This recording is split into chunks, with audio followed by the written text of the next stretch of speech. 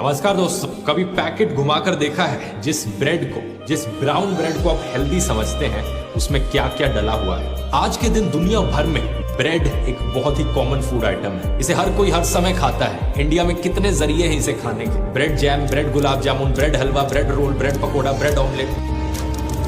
लेकिन सवाल यहाँ पर यह है कि इस ब्रेड के अंदर एक्चुअली में डला क्या हुआ है और ये आपकी हेल्थ के लिए सही है या हानिकारक है। व्हाइट ब्रेड और ब्राउन ब्रेड के बीच में क्या अंतर है, रोटी से इसे कैसे कंपेयर किया जा सकता है। पिछली बार जैसे मैंने कोल्ड ड्रिंक्स की गहराई से एनालिसिस करी थी, आज के इस वीडियो में आइए जानते हैं ब्रेड को गहराई से। You want to go bigger and stronger, don't you? A sandwich daily and 2 slices of Wonder Bread every meal give you 8 elements you need. All day long, eat Sunbeam bread and basic से शुरुआत करते हैं। ये bread actually में होती क्या है। Basically देखा जाए तो ब्रेड 4 मेन चीजों से बनती है। पहला फ्लावर यानी आटा या मैदा हो गया।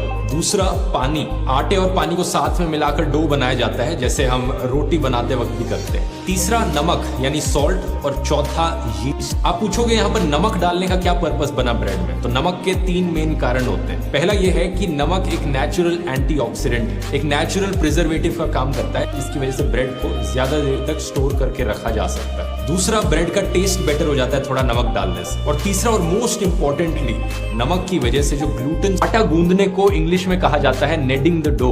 और जब आप ये करते हैं जो आटे के अंदर ग्लूटेन इंग्रेडिएंट यानी यीस्ट बेसिकली दोस्तों सिंगल सेल्ड माइक्रो ऑर्गेनिजम्स होते हैं जो कि फंगाई ग्रुप में आते हैं। हिंदी में हम इन्हें खमीर कहते हैं। जब ये माइक्रो ऑर्गेनिजम्स आटे में मौजूद कार्बोहाइड्रेट्स के साथ रिएक्ट करते हैं तो 2 चीजें रिलीज होती हैं, इथेनॉल और कार्बन डाइऑक्साइड। इस पूरे प्रोसेस को आपने स्कूल में पढ़ा होगा, फर्मेंटेशन बुलाते हैं। अब इस रिएक्शन में जो कार्बन डाइऑक्साइड के बबल्स रिलीज होते हैं वो एक्चुअली में ग्लूटेन स्ट्रैंड्स में ट्रैप हो जाते हैं जिसकी वजह से एक ब्रेड फूलती है। तो आप नोटिस करोगे जैसे फोटो आपको दिखेगा कि कैसे ब्रेड के अंदर ये इतने सारे ओवल शेप के, गोल शेप के बबल्स टाइप के दिखने लग रहे हैं। लेकिन इस रिएक्शन में इथेनॉल भी रिलीज होती है और जैसा कि आप जानते हैं इथेनॉल अल्कोहल ही होती है। तो उस अल्कोहल का क्या होता है, जब हम इस फर्मेंटेड आटे को अवन के अंदर डालते हैं, बेक करना शुरू करते हैं तो वो इथेनॉल इवेपोरेट हो जाता है और इथेनॉल की इवेपोरेशन से ब्रेड और ज्यादा फूलने लगती है। यहाँ पर एक इंटरेस्टिंग फैक्ट, सारा अल्कोहल यहाँ पर इवेपोरेट नहीं होता है, कुछ ट्रैप्ड रह जाता है। अमेरिकन केमिकल सोसाइटी ने साल 1920s में कुछ एक्सपेरिमेंट्स किए थे और उन्होंने पता लगाया कि 0.04% से लेकर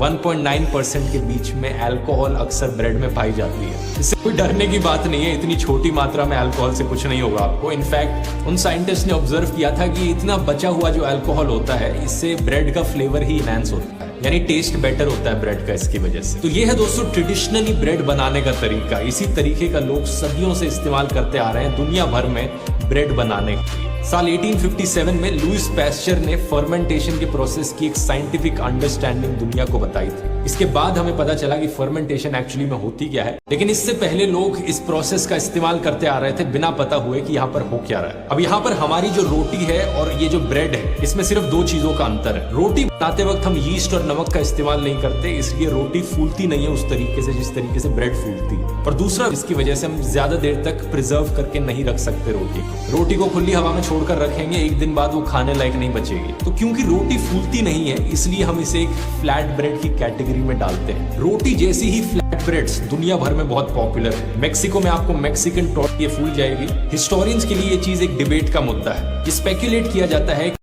और हवा में वाइल्ड यीस्ट मौजूद थी जो उससे आके इंटरेक्ट करने लग गई। फिर जब उस बेकर ने इस आटे को अपने पुराने जमाने के अवन में डाला तो वो फूलने लग गया, ऐसी ब्रेड बन पाएगी। लेकिन ये चांस की बात होती थी कि हवा में कोई वाइल्ड यीस्ट है या नहीं है, अक्सर नहीं मिलती थी उन्हें। फिर किसी ने देखा कि हम पुराने आटे का इस्तेमाल कर सकते। हैरान हो गए सब, ये क्या होने लगा। उन्होंने देखा कि ये खाने में और भी ज्यादा सॉफ्ट है, मजा आ रहा है, फिर से करने की ट्राई करते हैं।